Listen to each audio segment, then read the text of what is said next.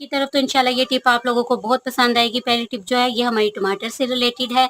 तो खाना हम डेली रूटीन में बनाते हैं और अक्सर ऐसा होता है कि जब हम मार्केट से टमाटर बाय करके लाते हैं तो टमाटर उतने लाल या पके हुए नहीं होते। ये टमाटर जो है गलने में ज़्यादा वक़्त लगाते हैं, तो किस तरह से आप टमाटर को कम वक़्त में प्रॉपर्ली गला सकते हैं।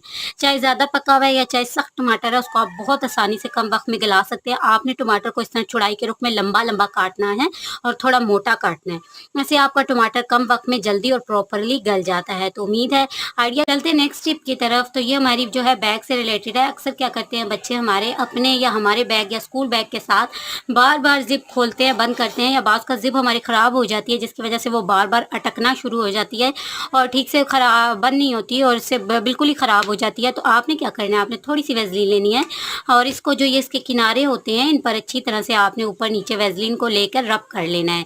इससे जब आप अपनी ज़िप बंद करेंगे तो आपकी ज़िप बहुत स्मूथली बंद हो जाती है ईज़िली और आपकी ज़िप ख़राब नहीं होती और जो ज़िप अटक रही होती है वो भी नहीं अटकती। चलते हैं नेक्स्ट टिप की तरफ। तो जब हम अंडा बॉयल करते हैं तो ये प्रॉब्लम अक्सर होती है कि अंडा जो हमारा है वो बॉयल नहीं होता ठीक से और अंडे के शेल के साथ अंडा भी उतर रहा होता है और शेल भी पूरी तरह से अंडे का हमारा रिमूव नहीं हो रहा था।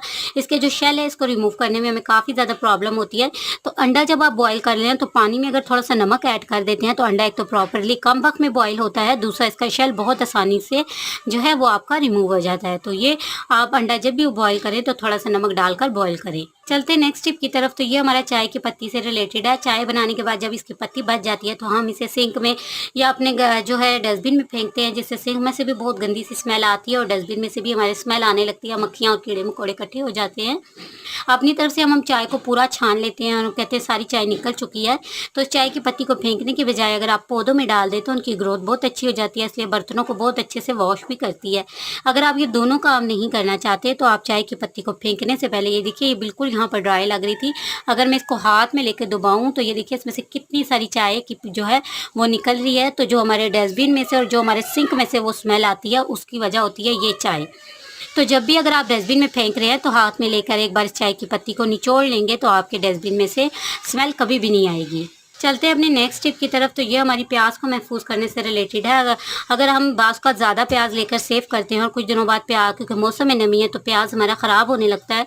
तो अगर आपका प्याज ख़राब हो रहा है तो आपने क्या करना है, इसमें से छांटी करना है, प्याज को ऊपर नीचे करना है और इसके जो छिलके ऊपर से होते हैं इन छिलकों को आपने जितने छिलके उतर रहे हैं, ये देखिए यहाँ पर मैंने उतारे हुए हैं, इन छिलकों को आप उतार लें और उसके बाद इस प्याज को थोड़ी देर के लिए धूप में रख दें। जब आप धूप से इस प्याज को वापस लेके आएंगे तो आपने इसमें 1 से 2 अदद लहसुन के जवे रख देने हैं, जिससे जो ये देखिए ये ख़राब हो रही थी जो पील इसकी स्किन वो मैंने उतार दी है। यहाँ से इस तरह से आपने उतार देनी है और इसको आपने थोड़ी देर के लिए धूप में रख देना है। ठीक है जी, इससे आपका प्याज ठीक हो जाता है और ड्राई भी हो जाता है। उसके बाद लहसुन के 1 से 2 जवे रखेंगे तो प्याज ज़्यादा दिन तक स्टे करता है। आप इस टिप को ज़रूर से ट्राई करें।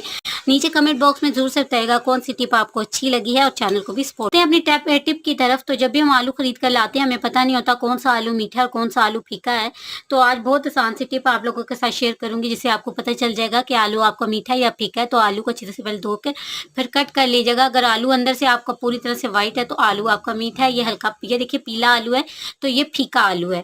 अगर आलू आपके मीठे निकल आए हैं, आप बाजार से ले आए हैं, तो आपने आलूओं को कट कर लेना है और इन आलूओं को आप डाल दें और उसके बाद आपने क्या करना है, पानी में नमक ऐड कर देना है और इस नमक में आलूओं को 15 मिनट के लिए डिप रहने देना है, जिससे आलू जो मीठे होते हैं वो फीके हो जाते हैं। चलते हैं अपनी नेक्स्ट टिप की तरफ। तो ये हमारी मटर छीलने से रिलेटेड है। तो मटर खाना घर में सभी को पसंद होते हैं और ये बड़ी हेल्थी सब्जी है, लेकिन मटर को छीलना काफ़ी मुश्किल होता है। तो किस तरह आसानी से आप मटर को छील सकते हैं कम वक्त में, इसके लिए सबसे पहले आपने मटर को अच्छी तरह से धोकर वॉश कर लेना है ताकि जो भी मिट्टी गर्दो गुबार इनमें है वो निकल जाए। मटर को अच्छी तरह से वॉश करके मैंने जो है चूल्हे के कुकर के बीच में डाल दिया है और अब हम इसका ढक्कन लगा देंगे और इसको हम चूल्हे पर रख देंगे और अब हम वेट करेंगे। हमने सीटी बोलने का वेट नहीं करना, हमने इतना वेट करना है कि इसमें इतना प्रेशर भर जाए कि ये वाली जो इसकी विसल है ये खड़ी हो जाए।